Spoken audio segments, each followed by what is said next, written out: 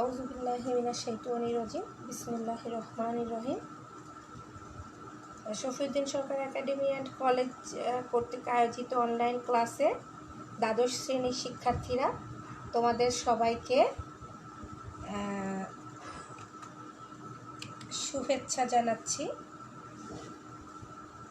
আজকের ক্লাসে তোমরা সবাই স্বাগত। আশা করি তোমরা প্রত্যেকে ভালো আছো, সুস্থ আছো। পরিবারের সকল সদস্যকে নিয়ে আমাদের জন্য দোয়া করবে, আমরা যেন ভালো থাকি, শিক্ষকরা আমরা যেন সুস্থ থাকি, ভালো থাকি, এই দোয়া করবে। তো যাই হোক, তোমরা বাসায় সবাই নিশ্চয়ই লেখাপড়া করছো মনোযোগ সহকারে। ফেসবুকে তোমরা অনেকে অনেক রকম কথাবার্তা লেখো, আসলে তোমরা হতাশার ভিতর রয়েছো, কিন্তু এই পরিস্থিতিতে আমাদের কারোরই কিছু করার নেই। তো এই পরিস্থিতি থেকে আল্লাহই জানে কবে আমরা বের হয়ে আসতে পারবো। তোমরা অনেকে আবার করো কি, তোমরা আমাকে জানাও যে মিস আমি ক্লাসটা পরে দেখেছি। তো যেহেতু তোমাদের পুরো সিলেবাসে কমপ্লিট করা, এখন তোমরা যদি মনে করো যে না আমি পরে দেখব, ঠিক আছে, তোমরা তোমাদের সবার সময় সুযোগ মতো ক্লাস করো, কিন্তু ক্লাসটা করো। তবে আমি যখন ক্লাসে উপস্থিত থাকি তখন যদি তোমরা উপস্থিত থাকো তাহলে আমার একটু সুবিধা হয়, তোমাদেরও সুবিধা হয় যদি কোথাও কোনো কিছু বুঝতে অসুবিধা হয়। তো ঠিক আছে, আমরা আর কথা বাড়াবো না, আমরা আমাদের পড়ার ভিতরে চলে যাচ্ছি। আজকে তোমাদেরকে আমি পড়াবো, আমি চামিলি আফরোজ, ইসলামের ইতিহাস ও সংস্কৃতি প্রভাষক, শফিউদ্দিন সরকার একাডেমি অ্যান্ড কলেজ। তোমরা সবাই আমাকে চেনো। তো আজকে তোমাদের ইসলামের ইতিহাস ও সংস্কৃতির প্রথম পত্র পড়াবো এবং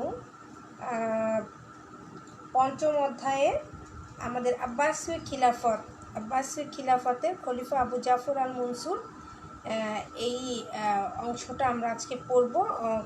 এই অংশটা পড়ার কারণ হচ্ছে অত্যন্ত গুরুত্বপূর্ণ। আবু জাফর আল মনসুর তোমাদের এই বছর পরীক্ষার্থী যেহেতু তোমরা, তোমাদের জন্য তো গুরুত্বপূর্ণ যে কতগুলো শাসক আছে। যেহেতু ইসলামের ইতিহাস অর্থ কী, মুসলমানদের রাজনৈতিক ইতিহাস, এইটাই তো আমরা পড়ি, তাই না? মুসলমানদের রাজনৈতিক ইতিহাসে আমরা পড়ি। তো আব্বাসীয় বংশের তালিকা দেখো।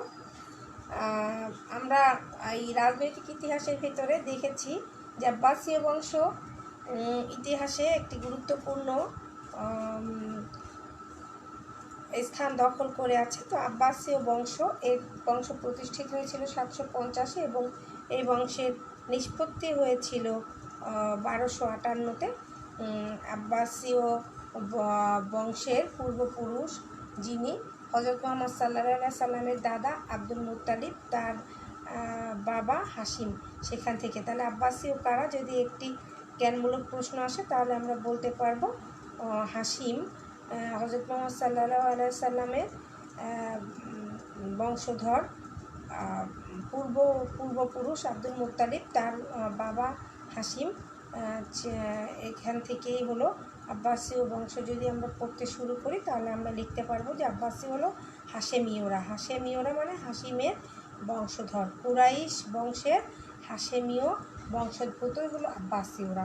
তো দেখি আমরা, হাশিমের ছেলে আব্দুল মুত্তালিব, এবং আব্দুল মুত্তালিবের কিন্তু 5 ছেলে ছিল আমরা জানি, আবু জাহেল, আবু লাহাব, আবু তালিব, আবুল আব্বাস আর আবদুল্লাহ ছিল হযরত মুহাম্মদ সাল্লাল্লাহু আলাইহি সাল্লামের বাবা, এবং আবু তালিব ছিল হযরত আলী রাদিয়াল্লাহু তাআলা আনহু বাবা। এবং আমরা পড়ছি আল আব্বাস, সেই রাসূল পাক সাল্লাল্লাহু আলাইহি সাল্লামের চাচা আল আব্বাস, এবং আবু জেহেল এবং আবু লাহাব ওটা আমরা এখানে লিখি নেই বা ওইটা আমরা আনি নাই কি জন্য, যে আসলে ওরা তো ছিল কাফের এবং ওরা ইসলামকেই গ্রহণ করে নাই। তো যাই হোক, আবুল আব্বাসের একটি ছেলে ছিল আলী, আলী বিন আবুল আব্বাস, এবং তার ছিল 5 ছেলে: দাউদ, সুলাইমান, সালি, আবদুল্লাহ, মুহাম্মদ। এবং আবদুল্লাহর আবার ছিল 3 ছেলে: ইব্রাহিম, আবুল আব্বাস আস-সাফা এবং আবু জাফর আল মনসুর। এবং আবু জাফর আল মনসুর আমরা আজকে আমাদের পাঠ্য বিষয় আবু জাফর আল মনসুর।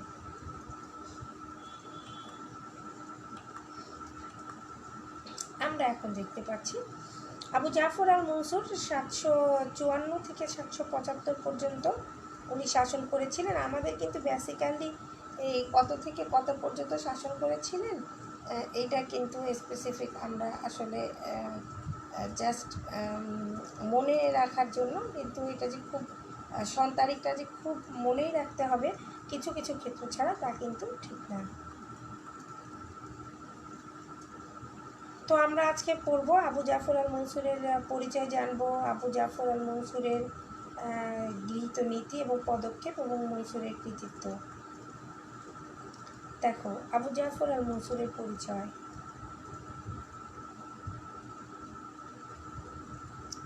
আমরা আবুল আব্বাস আর সাফা যখন মারা গিয়েছিল, আমরা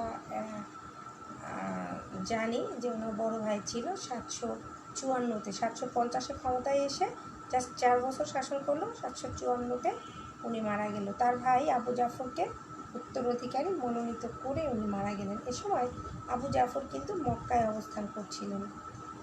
আবু জাফর কোথায় অবস্থান করছিল? এই দেখো, মক্কা। কোথায় অবস্থান করছিল? মক্কা। আর তাদের যে রাজধানী ছিল সেটা কোথায় ছিল? ইরাকে ছিল। আচ্ছা, এবং তার ভাইয়ের মৃত্যু সংবাদ যখন তিনি শুনলেন তখন তিনি দ্রুত কুফায় ফিরে আসলো। এই দেখো, ইরাকের সেই কুফা, দেখেছো? এই যে কুফা। আচ্ছা, কুফায় ফিরে আসলো এবং আল মনসুর বা বিজয়ী উপাধি ধারণ করে সিংহাসনে আরোহণ করলো। তো বিজয়ী কেন বললো? আবুল আব্বাস আর সাফা যখন মারা গেল তখন কিন্তু ওনার ছেলে ছিল ঈসা, আবু ঈসা। ঈসা করলো কি,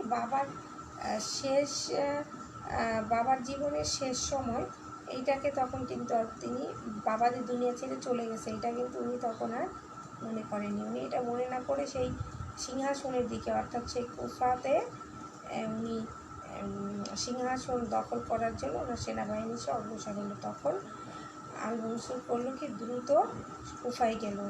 কুফায় গিয়ে ওনার ভাই সেই ঈসাকে ওর সঙ্গে যুদ্ধে ওর বাহিনীকে পরাজিত করলো এবং তাকে বুঝাইল যে যেহেতু আমরা রাজবংশ, অর্থাৎ যেহেতু শাসক বংশ আমরা এখন শাসন করছি, আমরা আব্বাসীয় বংশের শাসক, তো আমরা কিন্তু কে কখন মারা যায় এটা কিন্তু বলা যাবে না। যুদ্ধক্ষেত্রে মারা যেতে পারি, আততায়ীর হাতে নিহত হইতে পারি। তো আমি তো উত্তরসূরি করে যাব, তোমাকে যে দায়িত্ব দিচ্ছি সেই দায়িত্ব পালন করো।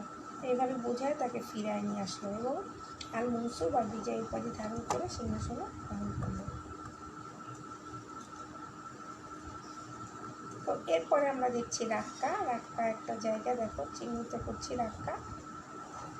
আবু জাফর আল মনসুর সিরিয়ার বরাকা শহরে আল হামিমা নামক স্থানে জন্মগ্রহণ করেছিল এবং 21 বছর শাসন আমলে সাম্রাজ্যের শান্তি, সমৃদ্ধি, স্থায়িত্বের জন্য অনেক উদ্যোগ উনি গ্রহণ করেছিলেন। আর তাই তাকে কিন্তু আব্বাসী বংশের প্রকৃত প্রতিষ্ঠাতা বলা হয়। তো তাহলে কেন ওনাকে আব্বাসী বংশের প্রকৃত প্রতিষ্ঠাতা বলা হয়? দেখো, আবুল আব্বাস আর সাফা আব্বাসী বংশের ভিত প্রতিষ্ঠিত করে সাম্রাজ্যকে সুসংঘবদ্ধ কাঠামো কিন্তু উনি দিতে পারেননি। ফলে যখন আবু জাফর আল মনসুর ক্ষমতায় আসলো তখন উনি দেখলেন যে আবুল আব্বাস আর সাফা কর্তৃক প্রতিষ্ঠিত আব্বাসীয় বংশ বহিঃশত্রু এবং আন্তঃশত্রু, অর্থাৎ ভেতরে বাইরে সকল প্রকার শত্রু দ্বারা বেষ্টিত। তখন তিনি কী করলেন? তার অক্লান্ত পরিশ্রম, অদম্য সাহস, দূরদর্শিতা ও প্রজ্ঞার দ্বারা উনি সকল বিদ্রোহ দমন করে সাম্রাজ্যকে সুদৃঢ় ভিত্তির উপর প্রতিষ্ঠিত করেন। তাই কিন্তু আব্বাসীয় বংশের প্রকৃত প্রতিষ্ঠাতা বলা হয় কাকে? আবু জাফর আল মনসুরকে। দেখো আবু জাফর আল মনসুরের চরিত্র কেমন ছিল। কার ছবি দেখতে পাচ্ছি আমরা? আবু জাফর আল মনসুরের। তার সেই অল্প বয়সের একটি ছবি এবং সে তার যখন বয়সটা বার্ধক্যের দিকে যাবে তার আগে সেই মাঝ বয়সে একটি ছবি। দেখো ব্যক্তি হিসেবে আবু জাফর আল মনসুর কেমন ছিলেন? ব্যক্তি হিসেবে আল মনসুর ছিলেন একজন স্নেহশীল মানুষ এবং পিতা হিসেবে ছিলেন অত্যন্ত স্নেহপরায়ণ এবং তিনি ছিলেন খাঁটি ধার্মিক একজন ব্যক্তি। ওনার দৈহিক আকৃতি এবং ব্যক্তিত্ব। আল মনসুর দীর্ঘদেহী, জোড়া ভ্রু বিশিষ্ট, গায়ের বর্ণটা কিছুটা কালো, আবার যে অনেক সুন্দর টানা, কিন্তু ওনার চেহারা কাঠামো ছিল বর্ণের উনি ছিলেন এবং সুশ্রী চেহারার অধিকারী ছিলেন এবং তিনি ব্যক্তিগত জীবনে মূলত ধার্মিক ছিলেন, আদর্শবাদী ছিলেন, ন্যায়পরায়ণ ছিলেন। আবার মানুষ হিসেবে তার চরিত্রে কিছু দোষও ছিল। তার বিরুদ্ধে কপটতা, বিশ্বাসঘাতকতা, অত্যাচারী হওয়া, অকৃতজ্ঞতার অভিযোগ ছিল এবং এগুলো কিন্তু আসলে সত্যিকার অভিযোগ না, এগুলি সত্যি ওনার ভিতরে এগুলো ছিল। তো শাসক হিসেবে উনি কেমন ছিল? দেখো আবু জাফর আল মনসুর অত্যাচারী ছিল, নিষ্ঠুর ছিল, খুনি ছিল, তাই না? আচ্ছা, শাসক হিসেবে আল মনসুর ছিলেন নিষ্ঠুর এবং বিশ্বাসঘাতক। আর এই কারণেই তিনি আব্বাসীয়দের ক্ষমতায় বসানো যে ওনার চাচা আবদুল্লাহ এবং হজরত আলীর বংশের যে ব্যক্তিবর্গ এবং আব্বাসীয় বংশ প্রতিষ্ঠায় যাদের গুরুত্ব সবচেয়ে বেশি ছিল, এই যে চাচা আবদুল্লাহ এবং আলী বংশীয় ব্যক্তিবর্গ এবং আবু মুসলিম, এদের কাউকে কিন্তু তিনি হত্যা করতে দ্বিধাবোধ করেননি।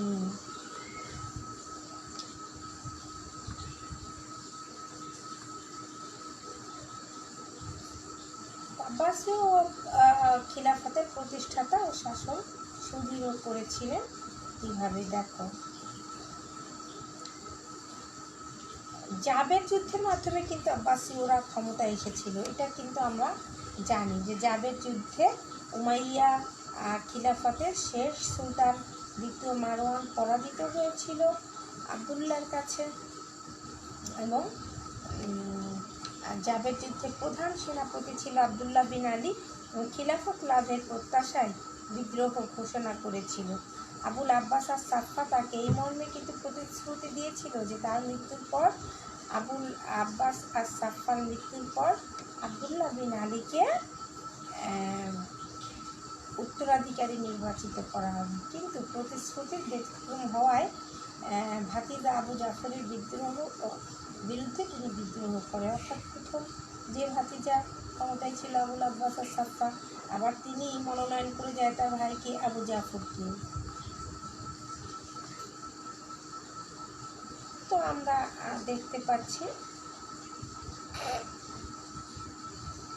খলিফা আবু মুসলিমের নেতৃত্বে 754 খ্রিস্টাব্দের নভেম্বর মাসে 17,000 সেনাবাহিনী প্রেরণ করা হয় এবং নাসিবিনের সন্নিকটে উভয়ের মধ্যে একটি যুদ্ধ হয়। এই যুদ্ধে কিন্তু আবদুল্লাহ বিন আলী পরাজিত হয় এবং বসরার গভর্নর ও তার ভাই ছিল সুলাইমান তার নিকট আশ্রয় গ্রহণ করল। এই যে এখানে কোথায় এসে আশ্রয় গ্রহণ করলো? বসরাতে। এবং আবু মুসলিমকে হত্যা করা একটু খেয়াল করে দেখো।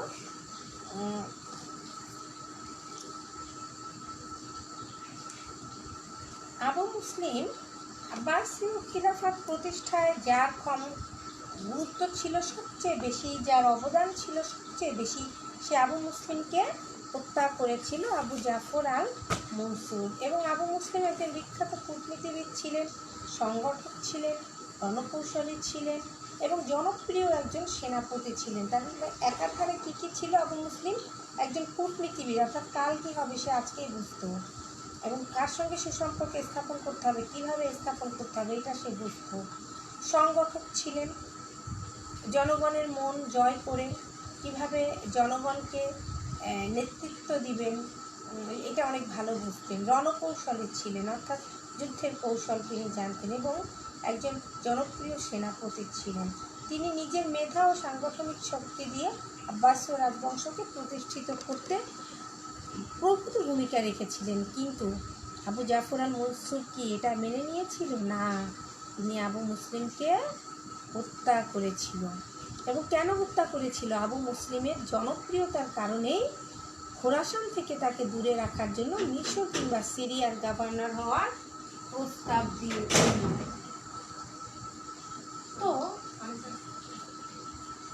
তো এই যে মানচিত্রে দেখো খোরাসানকে দেখা যাচ্ছে না মানচিত্রে?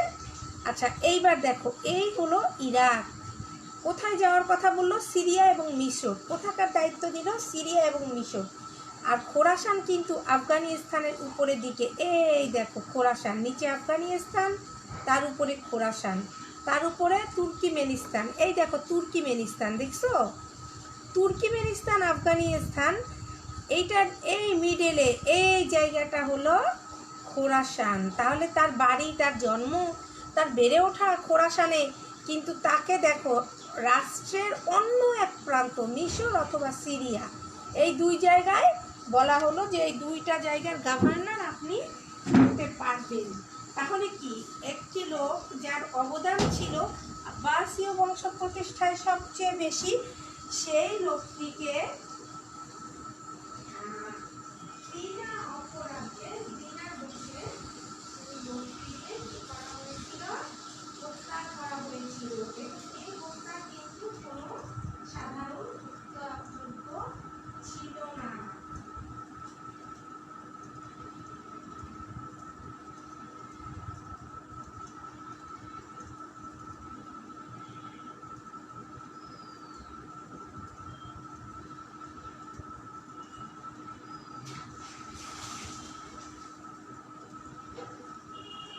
আমরা দেখতে পাচ্ছি যে আব্বাসীয় বংশ প্রতিষ্ঠায় যার অবদান ছিল সবচেয়ে বেশি, আবু মুসলিম খোরাসানি, সেই লোকটিকে তার বিশ্বস্ততার যে মূল্য সেটা দিতে হলো জীবন দিয়ে। আচ্ছা, এরপর আমরা দেখি আবু মুসলিম কিন্তু খোরাসানের গভর্নর হিসেবে বহাল থাকার পক্ষে মত প্রকাশ করলো। এখানে আমার সব কিছু, আমার জন্ম, আমার বেড়ে ওঠা, আমার বাড়িঘর, আমার আত্মীয় স্বজন, এই জায়গাটা থেকে আপনি কেন, সেই দেখো আরেকবার দেখাচ্ছি, সেই কোথায়, এই জায়গাটা হলো গিয়ে সেই খোরাসান। দেখো ইরাক কোথায়? ইরাকের সঙ্গে সিরিয়া, সিরিয়ার পরে জর্দান, তারপরে ইসরায়েল, তারপরে লোহিত সাগর পার হয়ে প্যালেস্তাইন, তারপরে মিশর। কত দূর! কোথায় খোরাসান আর কোথায় সেই মিশর বা সিরিয়া? দেখো এই অনৈতিক যে প্রস্তাব, এই পরিস্থিতি যখন প্রতিকূল হলো, তখন আবু মুসলিমকে খলিফার সাথে সাক্ষাতের জন্য রাজ দরবারে ডেকে নিয়ে গেল। কে ডেকে নিয়ে গেল? আবু জাফর আল মনসুর। এবং ডেকে নিয়ে তাকে কি করলো? সবার ভেতরে প্রথম দিন আবু মুসলিমকে রাজকীয় সংবর্ধনা দেয়া হলো এবং সেখানে তাকে অতিথি হিসেবে বরণ করা হলো। কিন্তু পরের দিনই তার বিরুদ্ধে কতগুলো অভিযোগ আনা হয়। এটা কিন্তু পরিকল্পিত ছিল, বুঝছো? পরিকল্পিত ছিল। এই অভিযোগগুলো এনে আবু মুসলিম যখন যুক্তি প্রদর্শনে ব্যর্থ হলো, তখন ক্ষমা প্রার্থনা করলো এবং বিদায় মুহূর্তে যখন ক্ষমা প্রার্থনা করে বিদায় নিচ্ছে, তখন তাকে তরবারির আঘাতে হত্যা করা হয়েছিল। দেখো সেই তরবারি আজও কালের সাক্ষী হয়ে আছে। এবং সানবাদের বিদ্রোহ দমন, এটা কিন্তু 2015-তে না যেন 16-তে এসেছিল, আমার ঠিক এই মুহূর্তে মনে নাই, তোমরা বইয়ে খুঁজে দেখবে। তো এই সানবাদের বিদ্রোহ এটা কিন্তু গুরুত্বপূর্ণ একটা প্রশ্ন। রাওয়ান্দিয়া সম্প্রদায়কে দমন এবং সানবাদের বিদ্রোহ দমন, এটা ছিল আবু জাফর আল মনসুরের খুবই গুরুত্বপূর্ণ তার শাসক হিসেবে তার যে গুরুত্ব রয়েছে। তো এবং তার সাম্রাজ্যকে শত্রুমুক্ত করার জন্য সানবাদের বিদ্রোহ দমন ছিল অত্যন্ত গুরুত্বপূর্ণ। তো মাজুসি সম্প্রদায়ের নেতা ছিল সানবাদের নেতৃত্বে পার্সিক কিন্তু বর্তমান ইরান। তো পার্সিকরা আবু মুসলিম খোরাসানির সঙ্গে যে বর্বরের মতো যে ব্যবহার করা হয়েছিল, বর্বরোচিত যে হত্যা করা হয়েছিল তাকে, এর প্রতিবাদে বিদ্রোহ ঘোষণা করেছিল। তখন আল মনসুর এক বিশাল সেনাবাহিনী পাঠিয়ে সানবাদকে পরাজিত করলো এবং নিহত করলো। তাহলে সানবাদ কেন বিদ্রোহ করেছিল? আবু মুসলিম খোরাসানির হত্যার প্রতিবাদে বিদ্রোহ করেছিল। এবং রাওয়ান্দিয়া সম্প্রদায়কে দমন, এটা 3 এবং 4 নম্বরে খুবই গুরুত্বপূর্ণ একটা প্রশ্ন, একটু খেয়াল করো এই জায়গাটা। রাওয়ান্দিয়া কারা, আগে আমাদেরকে এইটা জানতে হবে, রাওয়ান্দিয়া কারা। রাওয়ান্দিয়া সম্প্রদায় হলো একদল উগ্রপন্থী পার্সি। তো আমরা যখনই পারস্য বুঝবো তখনই কিন্তু আমরা বুঝবো ইরানি, তাই না? তো রাওয়ান্দিয়া সম্প্রদায় হলো একদল উগ্রপন্থী পার্সি এবং তারা আব্বাসীয় খলিফা আবু জাফর আল মনসুরকে আল্লাহর অবতার বলে প্রচার করেছিল। আচ্ছা, মানুষ কি কখন আল্লাহর অবতার হতে পারে? এবং খলিফা আবু জাফর আল মনসুরের প্রতি অনুগত একটি দল, তিনি খাদ্য পানীয়দাতা সৃষ্টিকর্তা, এমন একটা ভ্রান্ত মতবাদ প্রচার করতে থাকে। তাদের যে মতবাদটা ছিল এটা কি অনইসলামিক ছিল না, ধর্মদ্রোহিতা ছিল না। ফলে ধর্মপরায়ণ মানুষ এদের বিরুদ্ধে ক্ষুব্ধ হয়ে যায়। দেখো, খলিফা আল মনসুরের প্রতি এই যে অনুগত এই দল, এরা এই যে খাদ্য পানীয়দাতা, ঈশ্বর ও খলিফার প্রধান, দেহরক্ষী, জিব্রাইল ফেরেশতার সমতুল্য, আস্তাগফিরুল্লাহ, এই জাতীয় কথাবার্তা বলতে থাকে। ফলে তাদের এই মতবাদ জনগণ মেনে নিতে পারেনি এবং ধর্মপরায়ণ কিন্তু আবু জাফর আল মনসুরও মেনে নিতে পারেনি। তারা আব্বাসীর যে রাজধানী ছিল আব্বাসীয়দের এবং হাশেমি রাজপ্রাসাদের সামনে এই মতবাদ প্রচার করতে শুরু করে থাকে। আর তাদের এই ধর্মীয় মতবাদের জন্য রাওয়ান্দিয়া সম্প্রদায় নামে অভিহিত করা হয়। আর তাদের এটা ছিল সম্পূর্ণ নাস্তিকতাপূর্ণ, উন্মাদনায় ধর্মপরায়ণ ব্যক্তিরা উত্তেজিত হয়ে ওঠে তাদের এই সব নাস্তিক কথাবার্তার ফলে খলিফা তাদের মতবাদ প্রচার থেকে বিরত থাকার আদেশ দেয় বহুবার। তারপরেও তারা আদেশ তো অমান্য করলোই, বরং মতবাদ প্রচার করতে থাকলো। ফলে তারা প্রায় 200 ছিল, প্রায় 1000 ছিল। তাদের সংখ্যায় তারা 1000 ছিল। তাদের ভিতরে 200 জনকে বন্দি করলো এবং 600 জন রাওয়ান্দিয়া খলিফার বিরুদ্ধে যখন বিদ্রোহ ঘোষণা করলো, রাওয়ান্দিয়া সম্প্রদায়কে নির্মূল করলো খলিফা নিজ হাতে এবং হাশেমি নগর হতে বিতাড়িত করলো। খোরাসানে বিদ্রোহ দমন, দেখো এই যে সেই খোরাসান আমরা দেখতে পাচ্ছি। দেখো, আবু মুসলিমের হত্যার প্রতিশোধের জের ধরে খোরাসানের শাসনকর্তা আব্বাসী শাসনের বিরুদ্ধে বিদ্রোহ করেছিল। খলিফা তার পুত্র আল মাহদি ও সেনাপতি ইবনে খোজাইবাকে প্রেরণ করল এবং রাজকীয় বাহিনীর আক্রমণে বিদ্রোহী শাসক পরাজিত ও নিহত হলে অন্য বিদ্রোহীরা পালিয়ে গেল। এবার দেখো, পুরাতন বাগদাদ নগরী, নতুন বাগদাদ নগরী। আমরা কিন্তু পড়েছি কিছুক্ষণ আগে যে বর্তমান বাগদাদ দেখো কি চমৎকার, এই পুরাতন বাগদাদ। আমরা কিন্তু কিছুক্ষণ আগে ক্লাস শুরু করার আগে দেখেছি 750-এ বাগদাদ নগরী সেই যে ইরাকে শুরু হয়েছিল, সেই আব্বাসীয় খিলাফত প্রতিষ্ঠা শুরু হয়েছিল এবং এটা ধ্বংস হয়েছিল কিন্তু 1258-তে। দেখো ধ্বংস হওয়ার পর দেখছো পুড়ে ছাই ভস্মীভূত করেছিল। তো সেই বাগদাদ নগরীর প্রতিষ্ঠা করেছিল আবু জাফর আল মনসুর। এবং কেন প্রতিষ্ঠা করেছিল? দেখো বাগদাদ নগরী প্রতিষ্ঠা করার মূল কারণ ছিল বাগদাদ কিন্তু টাইগ্রিস নদীর পশ্চিম তীরে অবস্থিত। এই যে শহরটা আমরা সুন্দর শহর দেখতে পাচ্ছি, ওই পিছনে দেখো, পিছনে বাড়িঘর দুয়ার কিন্তু নাই, দেখো নদী, নদী দূর থেকে দেখছো, এটা তো আসলে হেলিকপ্টার থেকে তোলা ছবি। দূরে কিন্তু নদী, নদীর সীমারেখা দেখা যাচ্ছে। তো এই যে টাইগ্রিস নদীর পশ্চিম তীরে মনোমুগ্ধকর একটি প্রাকৃতিক পরিবেশে কিন্তু এই বাগদাদ নগরীটি ছিল এবং এখনও আছে। এটা ছিল স্বাস্থ্যকর এবং সাম্রাজ্যের মধ্যস্থল ছিল। টোটাল তোমার এই আব্বাসীয়দের সাম্রাজ্য, তার মাঝখানে ছিল এই নগরীটি। এবং নদীর তীরে অবস্থানের ফলে এই নগরীর সাথে নৌপথে সিরিয়া, মিশর, মেসোপটেমিয়া, আর্মেনিয়া আর বিভিন্ন স্থানের যোগাযোগ সহজ ছিল। এছাড়া এখান থেকে অন্যান্য দেশ এমনকি সুদূর চীনের সাথেও কিন্তু যোগাযোগ স্থাপন সম্ভব ছিল। ফলে আন্তঃবাণিজ্য বহির্বাণিজ্যে ব্যাপক সাফল্যের সম্ভাবনাময় এই শহরটির কারণেই খলিফা আবু জাফর আল মনসুর বাগদাদে রাজধানী স্থাপন করেছিল। প্রশাসনকে সুবিন্যস্ত করেছিল, গতিশীল করেছিল এবং সুদৃঢ় করার জন্য খলিফা আল মনসুর রাজধানী স্থানান্তর করলো দামেস্ক থেকে বাগদাদে। দামেস্ক কাদের ছিল রাজধানী? উমাইয়াদের রাজধানী ছিল দামেস্ক। এই দামেস্ক থেকে বাগদাদে স্থানান্তর করলো কে? আল মনসুর। আর এটা কোথায় ছিল? এই নগরী ছিল টাইগ্রিস নদীর তীরে। এবং 48,83,000 দিরহাম ব্যয় করে 1 লক্ষ শিল্পী দীর্ঘ 5 বছর অক্লান্ত পরিশ্রম করে বাগদাদ নগরী প্রতিষ্ঠা করেন। বাগদাদ শব্দের অর্থ কি দেখো? আল্লাহর দান। এবং নির্মাণ শেষে নগরীর নামটি দেওয়া হয় দারুস সালাম বা শান্তির নগর।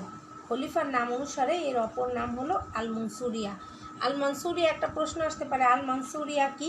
তাহলে তোমরা কি লিখবে? আল মনসুরিয়া হলো বাগদাদ নগরীর নাম বা খলিফা আবু জাফর আল মনসুর কর্তৃক প্রতিষ্ঠিত বাগদাদ নগরীর আরেকটি নাম হলো আল মনসুরিয়া। আবার দারুস সালাম কি? এটা যদি আসে একই কথা লিখতে হবে।